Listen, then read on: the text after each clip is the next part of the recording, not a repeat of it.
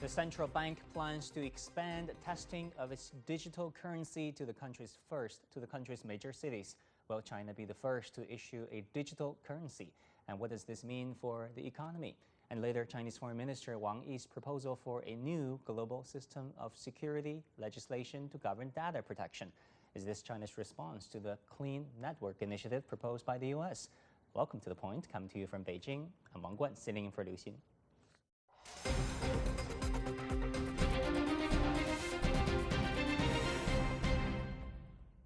China's experiment with a digital version of the yuan continues as the People's Bank of China reveals plans for the pilot project to be extended to major cities, including the capital.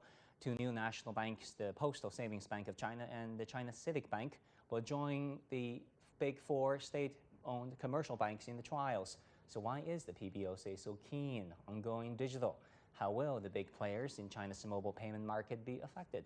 To discuss all these issues and more, I'm joined by QIANG Assistant Director at the International Monetary Institute at the Renmin University of China, and in our studio by current affairs commentator EINAR TANGEN.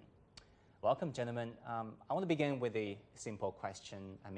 While we're all excited that China is emerging as a leader in the adoption of a national digital currency, what exactly is a digital currency, and how can people like you and me use it? Professor Qi, why don't I start with you? Well, a lot of people have many superstitions or imaginations about digital currency, or what we call DCEP. Actually, for 99.999% of the customers or the users of digital currency, I have one sentence to tell you, that is actually not your business, and you won't feel any difference. I think everybody probably right now is very familiar with electronic payment. You can swipe your mobile phone with WeChat Pay or Alipay, and just swipe to the barcode and etc. And then you make the transfer, you make the transaction work. Simple as that. And when DCEP actually comes out, and you won't feel any difference. It's just another form of the money. Well, right now, the electronic payment is very mature. But the thing is, it's a kind of digitalized bookkeeping in a bank's account. But in the future, just imagine there is an encrypted kind of a renminbi or US dollar. It's just like a PDF version of your paper dollar or paper renminbi, but it's encrypted. You cannot copy and paste it, and it can be saved directly in your mobile phone and be paid out with your fingerprint or face scanning. And then everything is done. It's similarly, well, it's probably the same as what you're doing with your electronic payment right now. And you wouldn't need to understand what's going on in a backstage. And that's how it's going to be. And the issuance policy, the rule of issuance, and the rule of the circulation of the DCEP or the electronic renminbi won't be any different from any paper note or the current electronic payment. So everything will stay the same for you. Well, EINAR, do you have anything to add? And in particular, what is the relationship between the paper currency that we use right now and the digital currency? Well, physicality. You can hold a piece of paper, but this is just a notation, an electronic notation that is out there. So yeah, I agree with my colleague. This is not something where you have to get into behind the scenes, but what it in essence does, instead of issuing pieces of paper, the government will be able to issue these notations. These notations have the same effect. They'll flow directly into your regular banks. This is not a situation where the government is going to take over the role of the banks, because the government doesn't want to lend money. Banks have a very, very vital piece of the economic functions of any kind of society, especially one involving commerce. So what you'll have is just this notation, and you will not be able to tell the difference.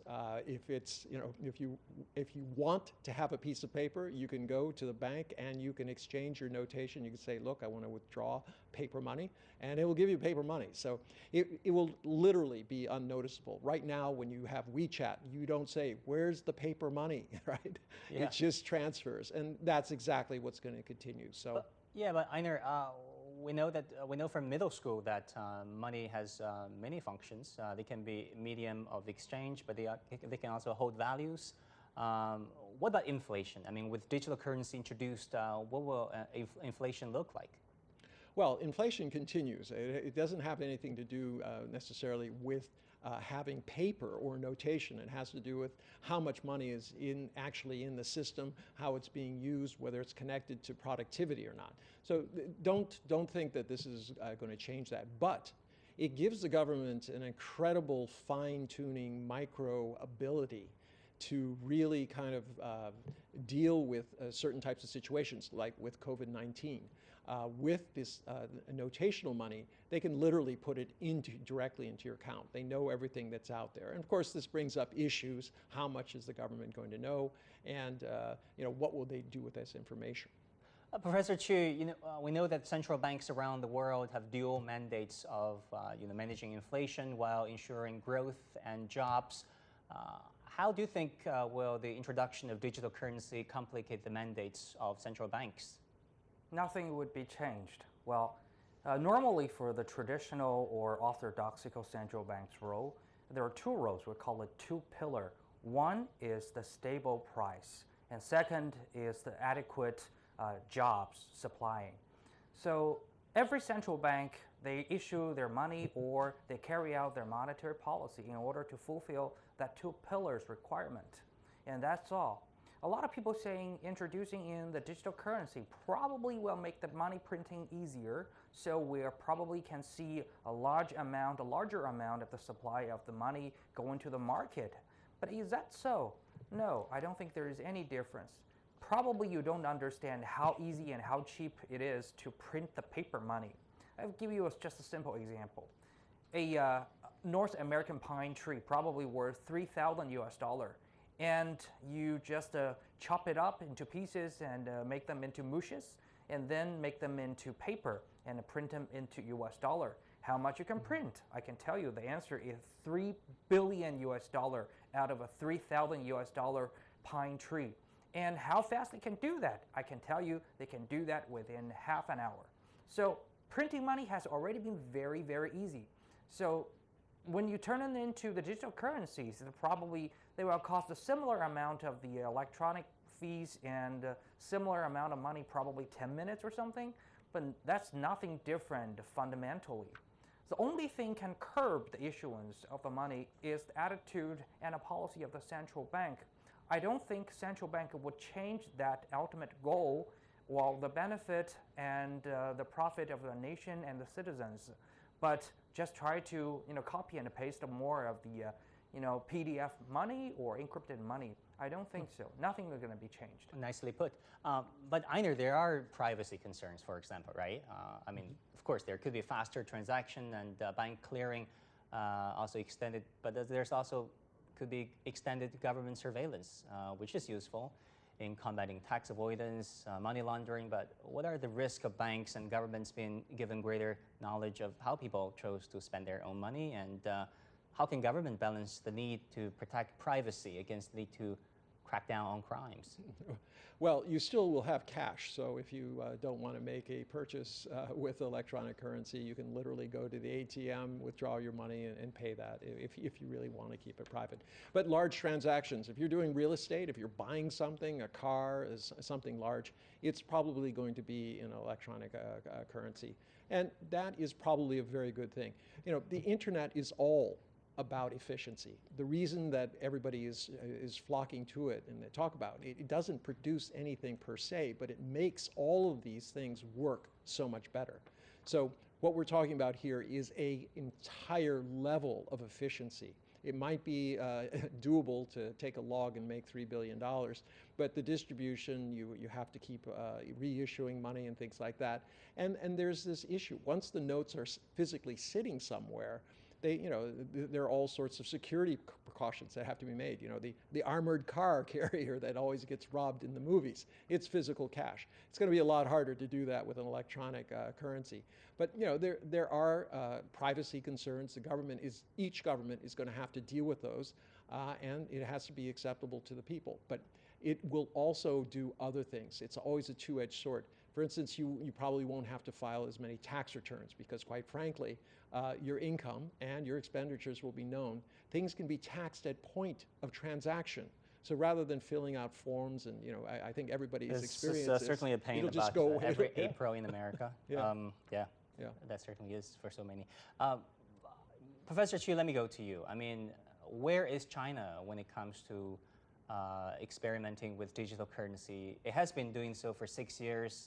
They're reaching round 2. What are the challenges ahead? Well, currently, I think China has been naturally flow into the digital currency through the phase we call the electronic payment. I think everybody's been very familiar with electronic payment because every day you're swiping the barcode on the WeChat Pay and the Alipay, right? But do you know what's the digital currency really help the situation and improve the situation, the status quo? Well, right now, if you want to pay on Alipay or WeChat, first of all, you need to put a pile of money into your bank account. And the bank will turn that pile of paper money into an electronic bookkeeping, which tells you that in your bank account there are, let's say, $1,000 or 1,000 RMB. And then they turn that into a digital form of the bookkeeping.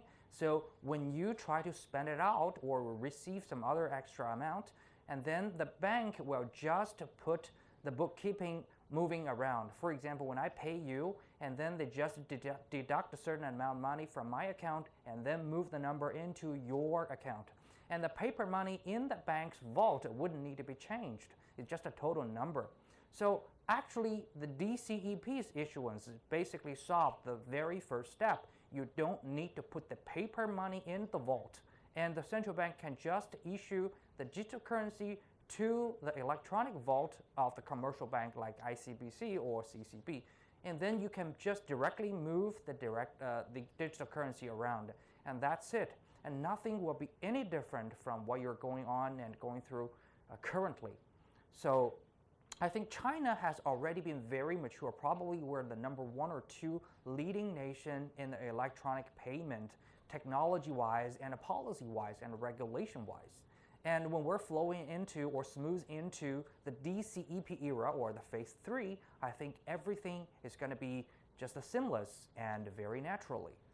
Professor Chu, but given U.S. dollar's dominance in global trade and commerce, and also the deteriorating relations between Beijing and Washington, do you think DCEP could somehow help China, hedge against America's potential sanctions to counterbalance the dominance of U.S. dollars?